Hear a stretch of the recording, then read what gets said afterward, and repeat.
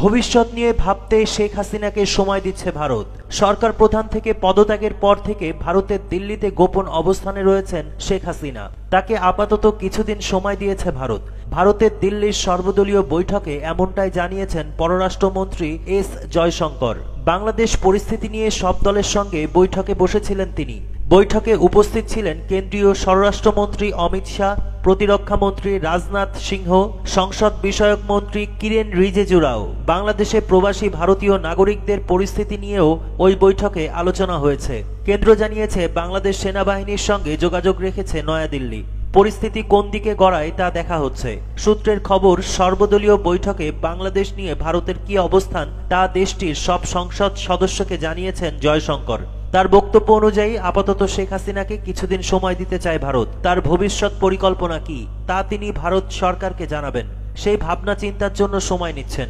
শেখ হাসিনার পরিকল্পনা জানার পর পরবর্তী সিদ্ধান্ত নেবে নয়াদিল্লি। বাংলাদেশে ভারতীয়দের পরিস্থিতির দিকেও নজর রেখেছে কেন্দ্রীয় সরকার। সর্বদলীয় বৈঠকে জানিয়েছেন দেশটির পররাষ্ট্রমন্ত্রী, এখনই জরুরি ভিত্তিতে বাংলাদেশ থেকে ভারতীয়দের সরিয়ে আনা হচ্ছে না, তবে প্রয়োজনে যে কোনো সময়ে দ্রুত পদক্ষেপ করা হবে।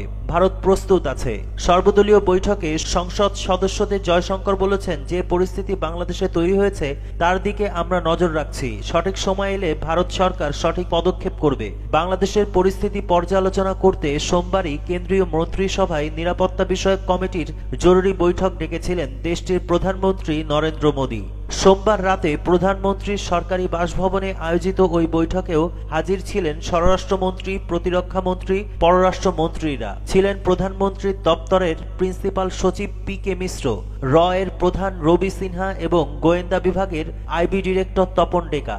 উল্লেখ্য, সোমবার বাংলাদেশ থেকে বেরিয়ে গাজিয়াবাদের হিন্ডন এয়ারবেসে নামেন হাসিনা। সেখানে তার সঙ্গে দেখা করেন ভারতের জাতীয় নিরাপত্তা উপদেষ্টা অজিত ডোভাল। এয়ারবেসেই রাত কাটিয়েছেন হাসিনা। তাকে যে বিমানে করে নিয়ে যাওয়া হয়েছিল সেটি মঙ্গলবার সকাল ৯টা নাগাদ পরবর্তী গন্তব্যের উদ্দেশ্যে উড়ে গিয়েছিল বলে জানায় সংবাদ সংস্থা ANI। মনে করা হচ্ছে বিমানটি বাংলাদেশে ফিরে গিয়েছে। সূত্রের আরও খবর, হাসিনা লন্ডনে যেতে চান, কিন্তু ব্রিটেন থেকে এখনো মেলেনি সবুজ সংকেত। অন্য কোনো দেশে তিনি যাবেন কিনা সেই ভাবনা চিন্তা চলছে। ভবিষ্যৎ নিয়ে ভাবতে শেখ হাসিনাকে সময় দিচ্ছে ভারত।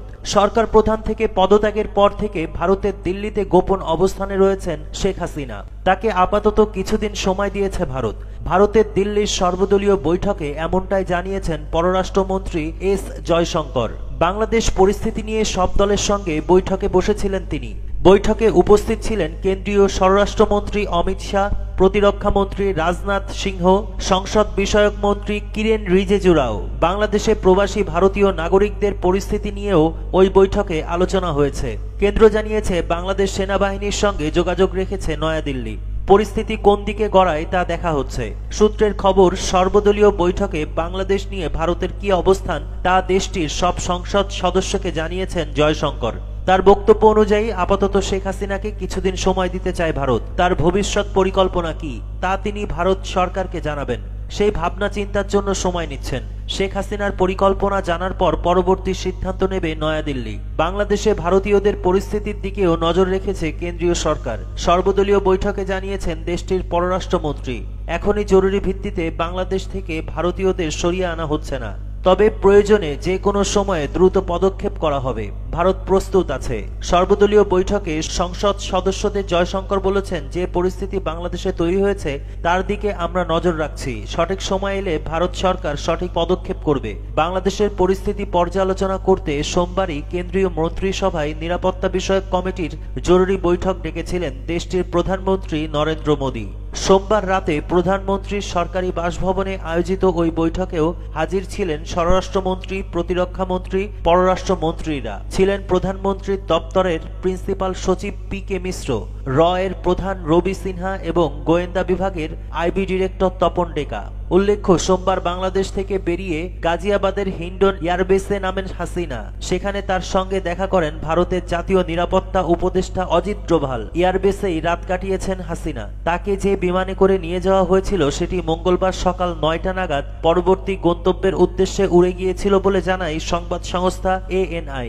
মনে করা হচ্ছে বিমানটি বাংলাদেশে ফিরে গিয়েছে। সূত্রের আরও খবর, হাসিনা লন্ডনে যেতে চান, কিন্তু ব্রিটেন থেকে এখনো মেলেনি সবুজ সংকেত। অন্য কোনো দেশে তিনি যাবেন কিনা সেই ভাবনা চিন্তা চলছে।